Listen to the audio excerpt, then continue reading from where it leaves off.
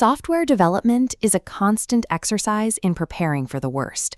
It requires anticipating unpredictable user behavior and building defenses against inevitable system failures. To understand how Python manages these failures, we need to look at the first phase of the code execution pipeline, parsing. Before a program executes its first instruction, the interpreter checks the code to ensure the structure is perfect. Breaking the rules of the language, like forgetting a closing parenthesis, results in a syntax error. This is a parsing error.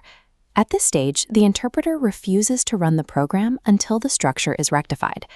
However, code can be syntactically perfect and still fail during the actual execution phase. A program might attempt to open a file that was deleted only seconds before the command was issued. These mid-flight disruptions are called exceptions. They occur during runtime, long after the parser has verified the code structure. While syntax errors are caught and flagged before the program starts, runtime exceptions happen while the code is in motion. To survive them, a program needs a built-in strategy to respond to the failure, rather than simply terminating. Python provides a standard library of built-in exceptions to handle these moments. These are predefined responses to the most commonly occurring runtime failures. When an exception is triggered, the interpreter generates this red traceback text. At the bottom, the system identifies the error by name, such as zero division error. Next to it, following the colon, a diagnostic description explains exactly what went wrong, like a division by zero. These built-in exceptions provide the standardized vocabulary Python uses to describe the specific nature of a crash. Developers do not have to wait for exceptions to occur naturally. They can engineer them intentionally using the raise statement. Using raise allows a programmer to forcefully throw a specific exception. This immediately interrupts the normal execution flow to jump to an error handler. The assert statement works similarly, acting as a proactive filter often placed at the start of functions to validate inputs. When Python encounters assert, it evaluates a specific expression. If that expression is false, such as receiving a negative number where a positive one is required, the system automatically throws an assertion error. Forcefully generating these errors stops bad data at the gates, preventing it from reaching and potentially breaking the deeper logic of the program.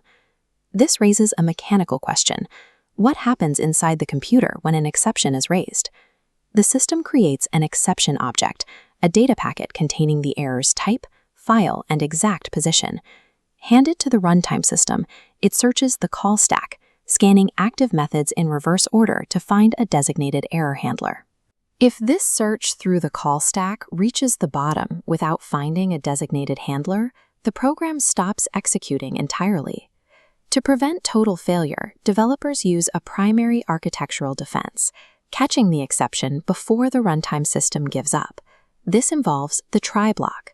This is a designated area where developers place code that has a high risk of failure or relies on external factors. Every try block is followed by an except block. This contains the crisis response code that only runs if an exception is caught in the preceding section. The except block provides the destination the runtime system was searching for in the call stack. It captures the exception object and allows the program to continue running safely. C++ creator Bjarne Stroustrup argued that elegant code cleanly separates the main logic from error detection and response mechanisms. By mastering built-in errors, proactive asserts, and try-except safety nets, a developer can transform a fragile script into a resilient system that manages failure without crashing.